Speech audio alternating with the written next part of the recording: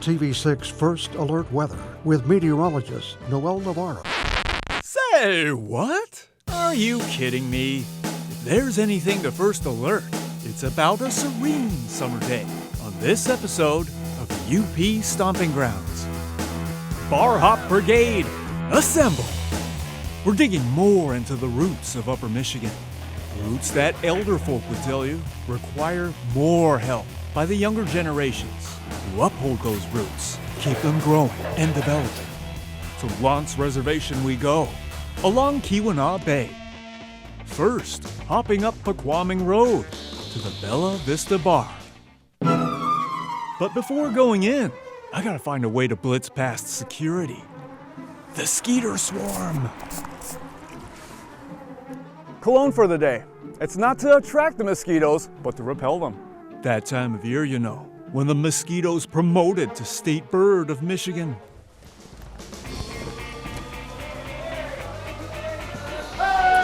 Hello! How are you? Good evening. Good evening, sir. How are you doing? How's it going? How are ya?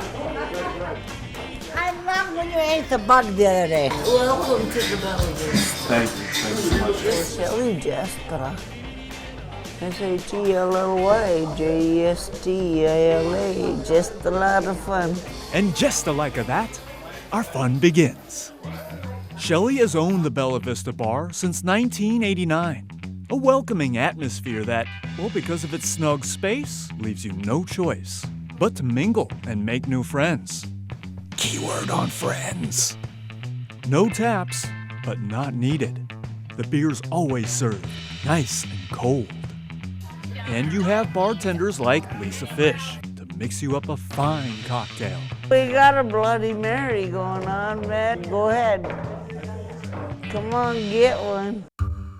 I hope you don't mind me trying to finish this fast. Oh boy, good luck. That's awesome. Yeah, I know you want to be someplace.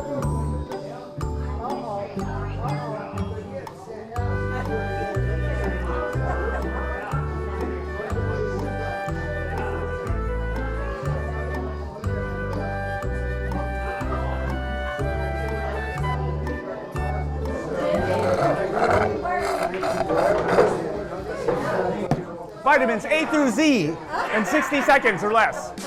One'll do for me. I need full awareness of where I am. Speaking of location, where exactly on the res is the Bella Vista Bar? Let Shelley explain. Outside of Lance, I call this more Paquaming or I call it Zeb Paquora. Because it's not Zeba, it's not Paquaming, and it's not Aura. Not too far from Henry Ford's Paquaming Sawmill. Henry Ford didn't allow drinking over there. But this was Hebert's part. So, they allowed a bar over here. Shelley says the site was originally a dance hall and skating rink in 1914. And the people playing, the orchestra playing, was going to be the Blackbirds. If anybody knows who the Blackbirds were, it was a little orchestra, I guess. Of the 1920s? Roots of Broadway, swing dancing on Keweenaw Bay. Unfortunately, Shelley says, the dance hall and the building after it were destroyed by fires years later. The third one, built sometime around 1940, stands firm to this day as the Bella Vista. This has a lot of history in it, this building. Oh, ghosts too, I bet. I don't know, I haven't met them. Years of spirits and upkeep has allowed the Bella Vista to endure decade after decade. But Shelley notices the lack of a certain clientele, a young, important one, to help keep this UP stomping ground going for years to come. But it's also a generation that just might say nay to a place with no Wi-Fi access and no chance to surf on that smartphone or tablet. Say, for instance, another 10, 15 years, a lot of these people are going to be gone. But the young people aren't out in bars drinking anymore, and it's really hard. It's really hard. As we've highlighted since episode 1, bars are much more than flowing fountains of intoxicants. There's a lot of fellowship. I noticed there's a lot of smiling and laughing. They were all my good friends. I could yell at them anytime I want, but they would yell at me too. But the yelling would be, can you get me a beer? Give it a try. Put away the smartphone, the apps, and embrace the human app. Ixnay on speech to text. Yes siree to speech to heart. And to your endorphins. Oh, we should get into jokes.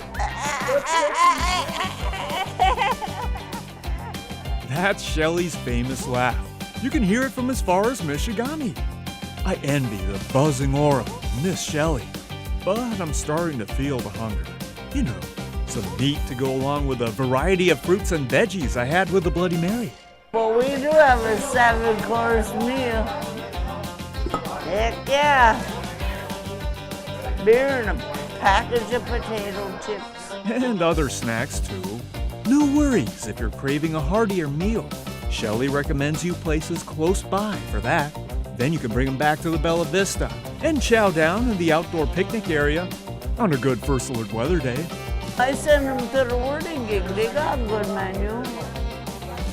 But, and Billy the Finns out yonder, they got good food. Ah, the Finns. I like that place very much, Shelley. But I've never gone to Whirl-I-Gig. None of us among the crew have. Dan, Tony, Therese. Quitos! Thank you, Shelley, Lisa, and all at the Bella Vista Bar.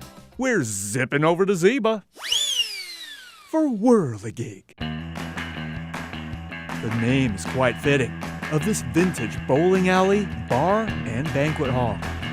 You're spun back to the turn of the century. Those who grew up in the 1980s and 90s, they know this type of decor, the type of games available on hand. The hallmark of Whirl-I-Gig? Bowling. The 10-pin alley passion that fuels owner Ron Whitman. For almost 40 years now. I took it over, I dropped out of college. Me and my buddy Brad dropped out of college at the same time. He became tribal judge, and I took over the bowling alley. Ron says the building started off as a dance hall, just like the Bella Vista Bar.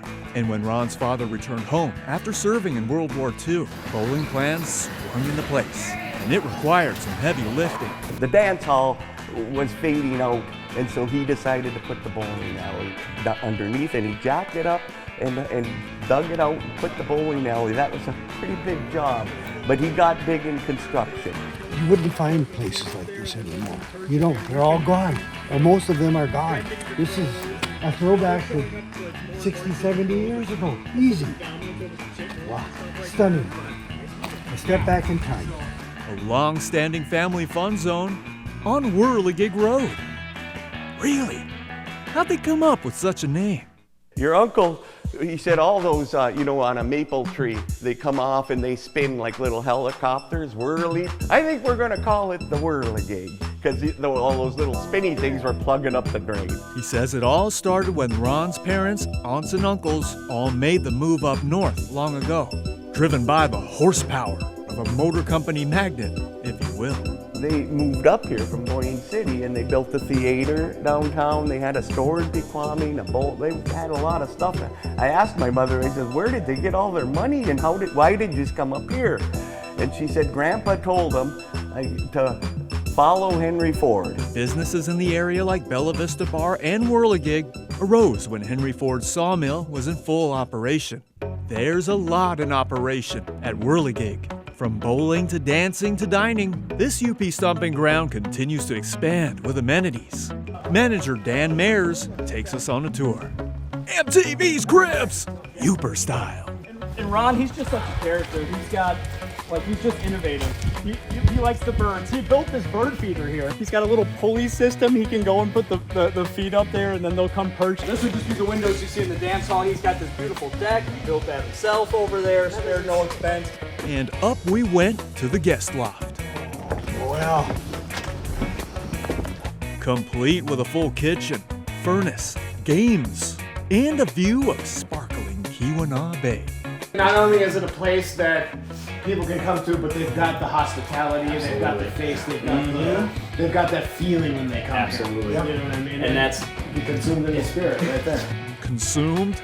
It's about time we consume the delicious za and cheese sticks we've heard plenty about at Whirl-I-Gig. And Bowler's kind of made the recipe because when I started doing it, I would making the sauce, getting information from other people. They say the best seasoning is hunger.